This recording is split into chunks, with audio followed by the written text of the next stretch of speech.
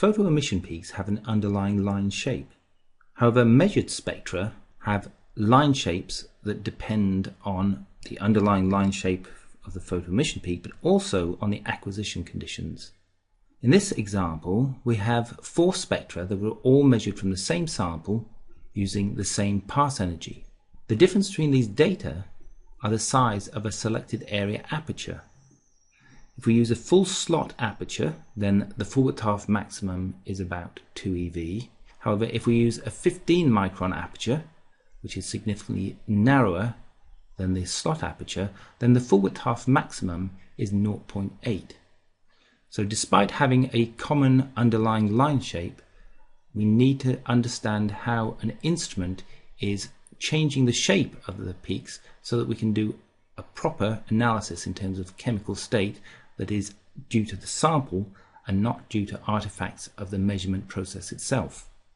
The variation we see in these line shapes is due to a variation in an aperture, and the aperture is altering the quality and the quantity of information that arrives at the entrance slit to the hemispherical analyzer. And the function of the energy analyzer is to transfer electrons of a limited energy range through to a detection system, which in modern instruments is typically a multi-channel detection system. And the way this entrance aperture interacts with the detection system determines the line shapes that we see. There are various competing mechanisms that produce a spectrum, and in order to try and understand better how this works, what we'll do is we'll break this down into different scenarios of very specific situations where we can illustrate how spectra are produced. And the first one of these will be a snapshot mode spectrum. Snapshot mode is available to a multi-channel detection system where we have an array of detectors that are all positioned offset in the energy dispersive direction of the hemispherical analyzer. And then we make use of the dispersion of electrons if we set a specific retarding voltage, so electrons arrive for a given binding energy at the entrance slit, that energies either side of that energy will then be spread by the hemispherical analyzer, so they are offset at the exit. And the relationship between this offset in spatial terms and the energy is determined by the pass energy of the analyzer and the radius of the analyzer. So this means that a spectrum can be constructed on the basis that the offset along the detection system can be interpreted as an energy step, and the signal at each one of these energy steps represents variation as a function of energy. In other words, we end up with a spectrum of intensity as a function of energy. The normal way to collect a spectrum by XPS is not to use the snapshot mode, but to produce a sequence of steps in the retarding voltage so that the energy of the electrons step through from the start to the end of an interval, and then data are recorded by each one of the multiple channel detectors. Now the same principle applies, that these detectors are all offset in energy as this scan is performed, so the scan mode treats each detector separately and records a spectrum. So for the first detector we end up with a spectrum, and so on through the entire list of detectors, and at each point we find the spectrum is offset in energy by virtue of the position of the detector, which is equivalent to what we saw with the snapshot mode. So in order to collect a spectrum for a particular peak, what we must do is scan an interval that allows us to sample the peak of interest using each one of these detectors in order to add the data together after we've energy calibrated the individual spectra. So a single spectrum is formed from a set of spectra that are all acquired independently using these separate data streams. To this point, we've been considering the analyzer as an energy dispersive analyzer, but in fact a hemispherical analyzer performs 2 functions. It disperses the energy of electrons, but it also transfers an image of the entrance slit to the exit slit. And we can see this more clearly if we consider the situation where we have monoenergetic paraaxial electrons arriving at the entrance slit to a hemispherical analyzer. That the paths of these electrons change as a function of the position of the entrance slit. So we end up with an image at the exit slit of the entrance slit with a magnification of -1. And this scenario is arranged by a pair of hemispherical analyzers like so, where the first hemispherical analyzer produces dispersion in energy and also passes through an image of the entrance slit, and then the second analyzer will accept an entrance slit that is defined by almost monoenergetic electrons by virtue of the energy dispersion of the first analyzer, and that will be transferred as a spherical mirror analyzer through to the exit slit. So this actually appears in practice in a nanoESCA.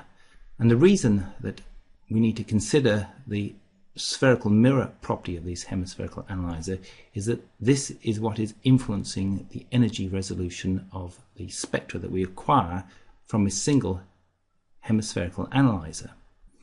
If we consider another scenario yet again where we take a hemispherical analyzer and we consider two possible entry points into the hemispherical analyzer that are offset in position, and if we have monoenergetic electrons, then each one of these in turn would produce an image as described by the spherical mirror. However, when energy dispersion is also involved, each one of these will also spread electrons and potentially hit other points along the exit. So we have confusion between energy and spatial information when we use a single hemispherical analyzer. And the function of pass energy and of the entry slit width is to try and limit this confusion. If we now return to a thought experiment where we have monoenergetic paraaxial electrons entering a hemispherical analyzer, then the entrance slit and the exit slit, by virtue of the spherical mirror property of the hemispherical analyzer, would allow us to arrange for the entrance slit width to match the detector width. At which point, if we measured a spectrum by scanning monoenergetic electrons using a retarding voltage, then of all of these detectors, only one would record signal, the others would only record noise. If we double the size of the entrance slit, then the image would then span more than one detector. So we would have potentially 3 detectors all detecting electrons with the same energy at the same time. And so since these are offset in energy, we would have uncertainty in the energy for the electrons, and hence we lose energy resolution. And with each doubling of the entrance slit size, we hit more and more detectors, but we have just a single energy. So this means that we're losing energy resolution, but what we are gaining is sensitivity. So a wider entrance slit produces more signal because more electrons can get into the system and be detected, and a narrow slit means we have a much better energy resolution, but we lose signal. And this is what we saw in the gold spectra, that with a slot aperture we saw lots of signal but a very broad peak, and for a 15 micron aperture we saw very little signal but a very narrow peak. The pass energy has an influence on energy resolution, and the reason for this is related to the snapshot mode. That the snapshot mode allows you to define for a given pass energy and radius of the hemispherical analyzer an energy interval, and this is according to this equation here, that the energy interval is determined by the pass energy and the radius. So when we halve the pass energy, we halve the energy interval, and in halving the energy interval, each detector represents a step size in energy that is half that of pass energy 40 for pass energy 20. So we increase our energy resolution, but at the same time we can't detect all the electrons that would have arrived at the pass energy 40 form of the detector at pass energy 20. So we're losing signal. So this is a trade-off between sensitivity and energy resolution. Just applying logic to the array of detectors and the pass energies in the hemispherical analyzer, has allowed an interpretation of what should happen with an XPS instrument and spectral line shapes. But the outstanding question is therefore, does this appear in practice? We can investigate this by looking at the data from the gold using the range of different aperture sizes. So this one represents the gold 4F that was measured using a pass energy of 160 and a slot aperture. I've also taken the data from the 27 micron aperture, and the reason for that is because the 27 micron aperture represents a dimension that is about a quarter of the size of the slot. So if I take 4 spectra and use these as components and fit these with a constant offset and ensure that the area is the same for all 4 of these spectra, and then fit the data from the slot aperture, we get a reasonably good data reproduction. So this is following the logic that the 27 micron aperture and the slot aperture have a relationship that is based on the width of the entrance slit. And similarly, we can now look at the same spectrum, and this time the component spectra that are fitted to these data are not from the 27 micron aperture, but they are collected using pass energy 40, which is a quarter of the pass energy for the pass energy 160. So we expect to find, according to this logic, 4 components offset and equal in size fitting these data from the pass energy 40 slot. And this is what we find.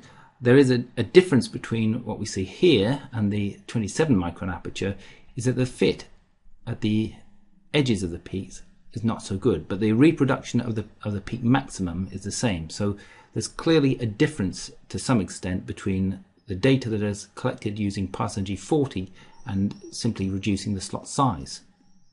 Then the next piece of evidence would be to check whether there is a relationship between the pass energy and the relative area of a peak compared to the pass energy 10. So I've divided a region that was measured from data that were collected using a range of pass energies, and the range of pass energies is pretty much reproducing a straight line. So this is also showing that for an imaging mode in particular, we see the type of relationship that supports the use of the detector as described above.